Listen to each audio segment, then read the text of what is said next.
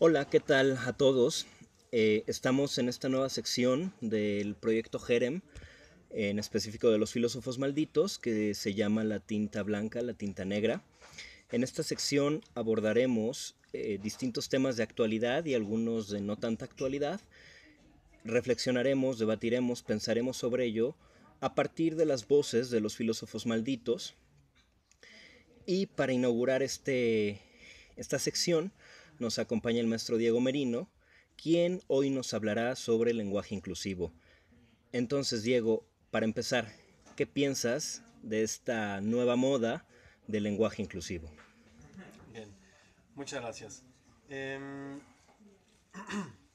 Quisiera atenerme a los principios sobre la teoría del lenguaje del Chuanzi en este filósofo chino considerado taoísta, que de pronto puede haber algunas em, disquisiciones sobre si realmente es un filósofo taoísta o no, si más bien fue obra de Suma Chen o Suma Tien quien lo mete al canon de filósofos taoístas. Eso es materia de, de otro espacio.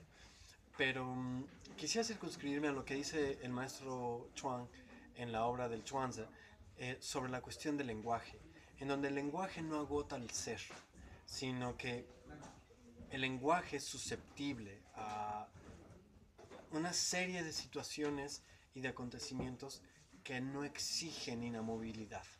Esto es, el caballo puede ser caballo y puede no serlo. Es decir, el caballo, el fenómeno del animal que acontece ahí como caballo, puede ser llamado caballo, puede ser llamado perro y al final acontece ahí.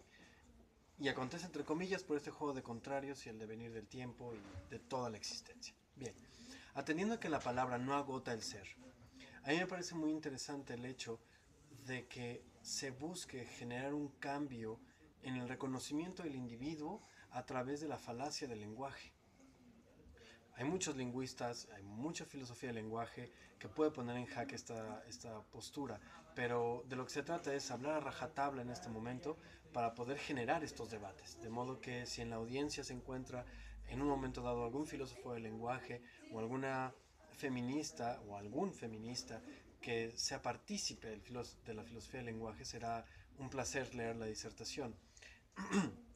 El punto aquí es que en este ejercicio de la palabra como reconocimiento del individuo resulta una situación del todo vacua para mi gusto. ¿Por qué? Porque al final la A, la E, la O, etcétera, como construcciones se limitan a eso, a una simple construcción que al final sigue sacrificando al individuo. Es decir, no hay ningún problema cuando en una clase un profesor le habla en singular a sus alumnos. Es muy interesante esto, porque cuando dice quedó claro a ti que te estoy hablando, le ha quedado claro, hablando en plural, es decir, cuando habla en singular, refiriéndose a toda la clase, nadie dice nada. ¿Por qué nadie dice nada? ¿Por qué nadie levanta la voz y dice, hable en plural? Porque si usted habla en singular, está mimetizándome, me está homologando al compañero. Pues no hay ningún problema, porque al final el individuo no es importante. El individuo siempre ha sido sacrificado. Lo colectivo es lo importante. Entonces, en el lenguaje incluyente se resuelve la misma situación. Lo importante es incluir, lo importante es la mayoría, lo importante es el cúmulo. Lo importante es que haya una construcción eidética que tenga oportunidad de ser solamente a través de una construcción que es el lenguaje. Pero el individuo no importa. De modo que una muerta, más una muerta, más un muerto, más un muerto, no tienen importancia hasta que no se convierten en estadística. Cuando la estadística, cuando estos muertos se convierten en estadística, entonces ya parecen ser relativamente importantes y es cuando entra la cuestión del lenguaje. Otra vez, se trata de lo colectivo, de los muchos, y se pierde de vista el individuo. El individuo que acontece ahí, sea hombre, sea mujer, o cualquiera de las construcciones eidéticas. Al final es un individuo que acontece ahí y que puede ser pasado por alto. En una ocasión platicábamos, Diego, y me decías que una irrupción maldita, una irrupción de lo individual mucho más directa, que rompiese, estaría ligada a un una herejía sobre la iglesia, que ahí es donde uno debería buscar verdaderamente esta, digámoslo entre comillas, inclusión, o si no inclusión, este movimiento de asumir la feminidad, los derechos, eh, que estaría más bien en una cuestión de herejía. Claro, sí, sí, porque en un momento dado, eh, bueno, si nos atenemos a la cuestión del chuance como, perdón, la susceptibilidad o lo efímero de las palabras con respecto a lo que realmente acontece ahí enfrente, aunado a la cuestión del individuo, etcétera, eh, el problema no radica en utilizar las es, las o, las a o trabajar un lenguaje inclusivo o incluyente, dependerá de ciertos paradigmas.